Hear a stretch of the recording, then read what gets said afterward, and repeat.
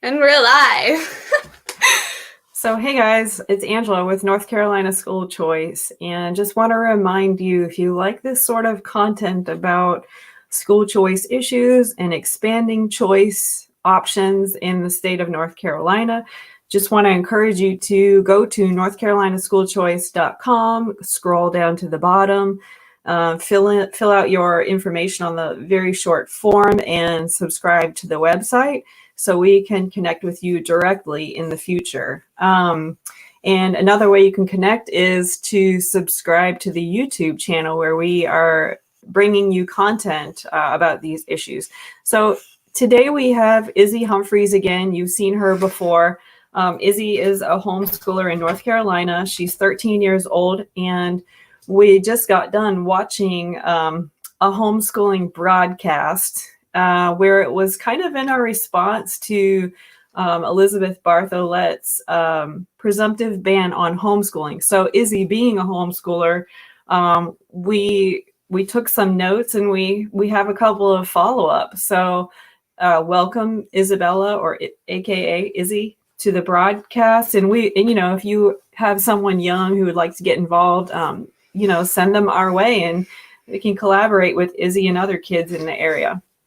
So Izzy, let's get to it. So today is June 15th. Is there anything you want to say to introduce yourself? Not really. You're a natural, right? No. All right. So we watched a broadcast that was over an hour long. Very long. It was an hour and a half, actually. Yeah, an hour and a half, and they did quite a bit of Q&A, and they went longer, and I appreciate that because there's a lot of information to unpack with that broadcast. You could see that they had two folks on one side with certain opinions and then two folks on the other side. So you had Carrie McDonald, you had Neil McCluskey, and then on opposing side, you had Milton Gaither and Elizabeth Bartholet. So Elizabeth Bartholet has made herself known because she considered banning homeschooling and talked about it very seriously, as though homeschool parents were abusing their children. So that's what we're going to kind of dig into. And that was kind of one of the reasons why we watched and listened to what she had to say. So it started out talking about, Neil started talking about a libertarian perspective. So I know you don't really want to dig into this, but he touched on parents' rights. And so he would be concerned for parents' rights over another life, but he asserted that he thought parents had the duty to teach kids how to be self-governing adults. So what do you think about that? You definitely had an opinion on that. You're right. I do think that I don't think that parents have, complete control over their children. Children also have rights, though they may not get all of them until, they're 18 years old or whatever. But I think parents they don't have complete control over their children, but they have the duty to teach their children, how to make the correct decisions in life, teach them, basic things so they can become a successful adult. Yeah, so he mentioned basic building blocks to learn were reading, writing, math. And then he didn't disagree with stopping abuse or neglect. Of course, nobody wants children to be abused or neglected, right? Mm-hmm. So Milton went next. And can you describe what you heard Milton say? He had a lot to say, and he got a lot of comments in response to what he said in the very beginning. Well, he was mentioning pretty much all of the bad cases of where homeschool children had been abused, neglected, murdered even. And that is not the case. I mean, you see all these public school instances where these children are being sexually harassed. And no, they're not trashing the entire public school system, no. And many of these teachers that, were sexually assaulting the kids are not even being fired. So you can't trash homeschoolers and all homeschoolers and then not do the same with your public school, Yeah. Yeah, he actually did talk about murdering. He mentioned 2008 Bonita Jax, how 4 of her daughters were found deceased and rotting in her house. Pretty dramatic, right? But I think he was going for that kind of he wanted to put out that content for a reason and say, oh my gosh, yes, we've definitely got to police homeschools, right? Because children will end up dead. And we hear this a lot where people who disagree, they attack, they focus, they laser focus on a few small cases, very bad cases, of course. Like we just got done saying, no one is going to support abuse or neglect, right? So of course we're not going to support murder and the loss of life, right? But that doesn't mean that we need to invite the authorities into our home to supervise us when there's, neighbors and other folks that could be watching out, for the children in their community. So yeah, he gave those dramatic examples, and I don't think that that's why homeschoolers homeschool. Do you? So they can abuse their children No. and They probably took their children out of the public system because they were being abused. maybe so. Mentally, physically, bullied, So Carrie McDonald mentioned the government intervening in family life. Do you think parents are guilty until proven innocent when it comes to homeschooling? That's never the case. Never in anything. No.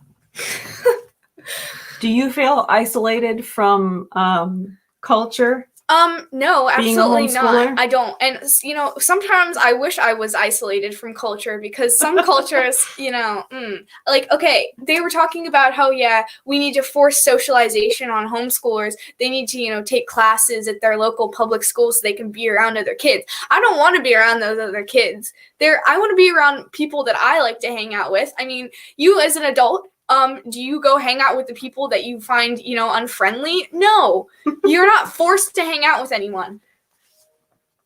Good points, Izzy. So what do you think about NAEP scores? We quickly went over what NAEP scores are, and so that's just the national testing. I think it happens every 4 years for the government schools. So I think Karen McDonald was the one who mentioned NAEP scores had declined in math and reading across the nation. Also, 15% proficiency in U.S. history. And she also added that there was no compelling evidence to say homeschooling parents are more likely to abuse kids. What are your thoughts on that? Should you stay in a school where your scores are flopping or declining, or should maybe we consider seeking other options? Yeah.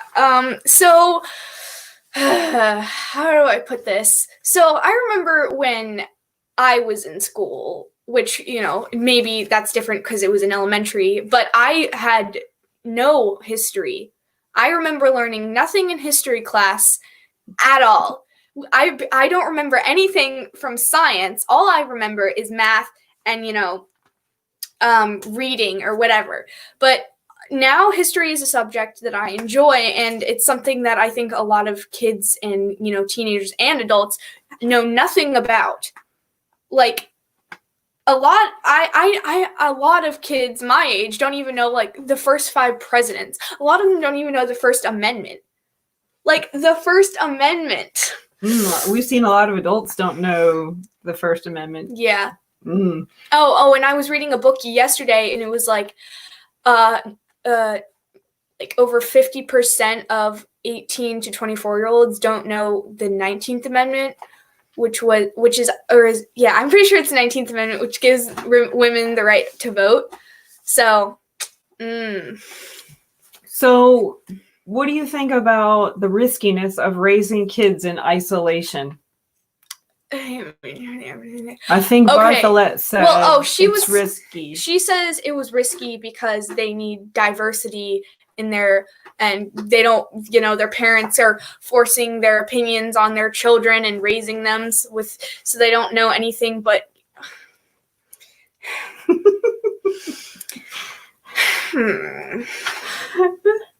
It's ridiculous. Bartholet also said it was hard to study the homeschool population. So you could see in a lot of the comments where I think you were paying more attention to the comments, where I was just paying more attention to the speakers.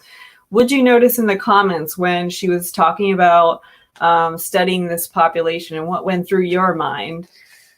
Do you want people to study you? I don't as a homeschooler? No, I don't want to be studied. I don't want people coming in and checking up on me regularly. I don't want. No. That's like mass surveillance. Yeah, no. So it was also mentioned that teachers in the government schools were mandated reporters of abuse. Yeah. What'd you think about that? Anything significant? Not really. I mean, it just adds on to that surveillance. Yeah. They want people watching people in schools.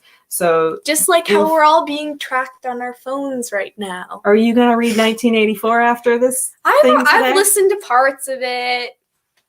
That's right, on audiobook. They're always watching. How about this section? They said so Elizabeth Bartholet was very aware that government schools had lots of problems. Oh yeah, and she even admitted bad stuff can happen in schools. Yeah, she was like, we have taken samples of homeschoolers or public schools, very small samples, but still. She also admitted that bad stuff. Okay, so I think I said this, bad stuff can happen in schools. And she mentioned homeschool parents will do a better job and protect children from bullying. So It's almost as though she's contradicting herself.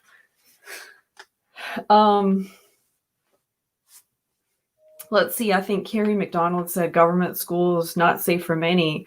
And parents realize that they're being watched and surveilled. There's metal detectors. Oh, yeah. There's licensed educators, and still rampant abuse still exists. Yeah, and also, didn't she say something about how they were using CPS against the parents who didn't comply to the government schools recommendations on how they should, raise their own children? Yeah, Carrie McDonald argued that we should consider improving CPS, which is Child Protective Services. It may be called something else in your state. So yeah, she mentioned a 2018 Hechinger report, however you pronounce that, weaponizing CPS against non-compliant parents. So she also mentioned homeschoolers were regularly immersed in community activities. And we're like, how many more times likely to use libraries, public museums? Mm-hmm. Okay, so how about those drop-in visits from the government? You want to be surveilled? No! I don't want a government official coming in and checking up on how I'm doing in life. Do you think... I want to be left alone. I want the government out of my life. Do you think parents should have to prove their experience that they're capable of teaching their children in their home schools? No. No. What about, I think Bartholet mentioned concern for K-5 children and early home visitation. And she even talks about a voluntary, this woman is crazy. A volunteer program from David Olds. So someone would visit parents in the hospital. First-time parents saying, someone could come into the hospital, kind of give them advice on how they should, raise their child, stay out of drugs, alcohol. No one should be telling you how to raise your child. And if they are, stay away. Stay away. She really liked that program. She said folks from the program would come visit you right after you delivered your child in the hospital, and then continue to follow up with you for the early years of your child's life. And she said she really liked it. Milton said, who's also kind of on her side of the fence, he said he considered 2 sets of eyeballs on each family. Like I said, they're always watching. So, all right. So let's wrap this up. How about this final question? The state has failed to excel at education, so why would we give them more power? We shouldn't give them more power. We should never give government more power. If they continue to fail, should we just let them continue to fail and give them more customers to let down? Why not? Because how does that even make sense in anyone's mind? If you're failing, why would you give them more? It's just like how we're always talking about how, oh yeah, the public school's failing. Let's give them more money. They're not using the money that they have right now properly, and that's why they're failing. They're, throwing all this money into junk that they don't need. What do you think about Bartholet saying the state asserts rights of child? What happened in White County last year where the rights of the children were not protected? They're being violated. What was it that there was like the it was a diversity inventory sheet where pupils' privacy rights were violated because, you remember why? Because they were being asked personal questions about religion, sexuality, how their parents vote, registered to vote. Why would you even answer that question in the first place if anyone ever asks you that? It might go back to civics. Students might not know their constitutional rights. Right.